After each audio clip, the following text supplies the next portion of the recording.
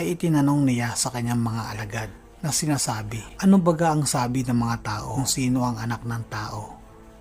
At kanilang sinabi, anang ilan si Juan Bautista, ang ilan si Elias, at ang iba si Jeremias o isa sa mga propeta. Kaniyang sinabi sa kanila, tatapwat ano nga ang sabi ninyo kung sino ako? At sumagot si Simon Pedro at sinabi, ikaw ang Kristo, ang anak ng Diyos na buhay. At sumagot si Jesus at sa kaniya'y sinabi, mapalad ka, Simon Bar-Jonas, sapagkat hindi ipinahayag sa iyo ito ng laman at ng dugo, kundi ng aking Ama na nasa langit. At sa Mateo, at pagkaraan ng 6 na araw, isinama ni Jesus si Pedro at si Santiago at si Juan na kapatid niya, at sila'y dinalang bukod sa isang mataas na bundok, at nagbagong anyo siya sa harap nila, at nagliwanag ang kanyang mukha katulad ng araw, at